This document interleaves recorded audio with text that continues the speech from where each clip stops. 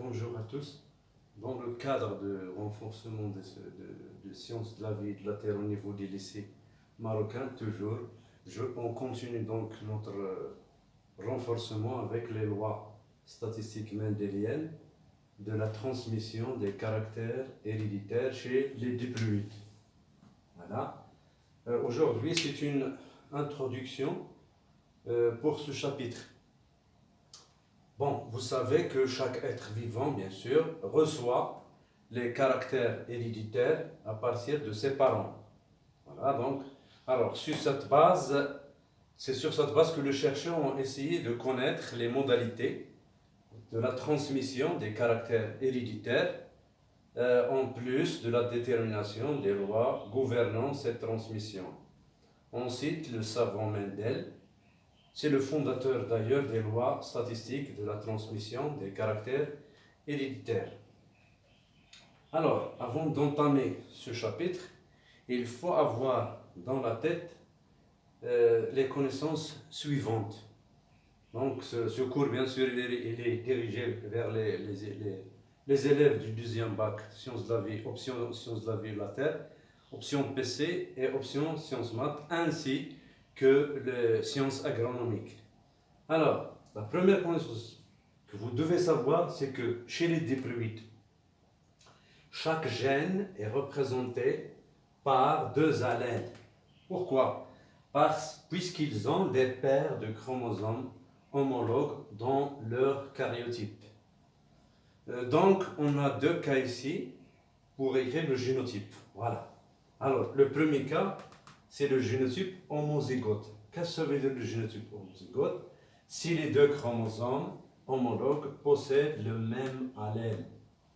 On écrit alors le génotype de cette façon. Vous savez ici, A, le premier chromosome homologue, le deuxième chromosome homologue avec le même allèle. Donc on peut écrire le génotype A sur A. Les deux traits, ça veut dire les chromosomes homologues. Chromosome homologue. Chromosome, donc vous écrivez chromosome homologue. Voilà. Voilà le deuxième, bien sûr, chromosome homologue. Pour le deuxième cas, c'est le génotype hétérozygote. Alors, qu'est-ce que ça veut dire hétérozygote? Si les deux chromosomes homologues possèdent deux allèles différents. On écrit alors le génotype de cette façon. Alors, un chromosome homologue possède l'allèle A, l'autre l'allèle B. On écrit alors A sur B, bien sûr, les deux chromosomes homologues. Chromosome homologue. Alors, votre connaissance qu'il faut tenir et la terminologie pour se familiariser avec les exercices de ce chapitre.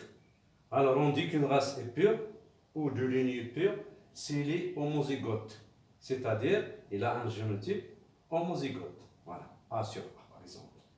La race, le contraire, la race hybride, c'est-à-dire qui n'est pas pure, pour elle, elle est hétérozygote. Alors, je signale. Très bien, donc ça, les diploïdes. Donc, qu'est-ce que ça veut dire un diploïde? C'est-à-dire qu'il y a un karyotype. Dans son karyotype, il y a des chromosomes homologues par paire. Donc, il faut réviser la notion du karyotype. Il faut avoir dans la tête la notion de gène. Donc, un gène,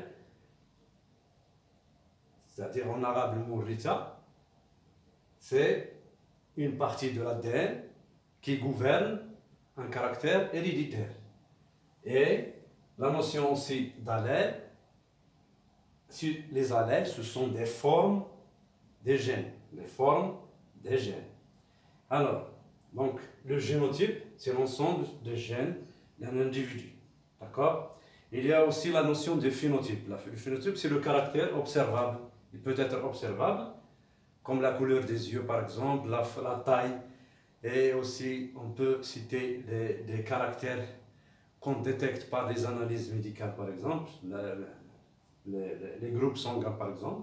Donc, il faut connaître la notion de gène, la notion d'allèle, la notion de karyotype, la diploïdie. Qu'est-ce que ça veut dire un être diploïde? Et il faut donc retenir les termes homozygote, hétérozygote, race pure, race hybride. Donc, merci de votre attention. Donc, la prochaine vidéo, Inch'Allah, on va commencer par l'étude de ces lois. Merci.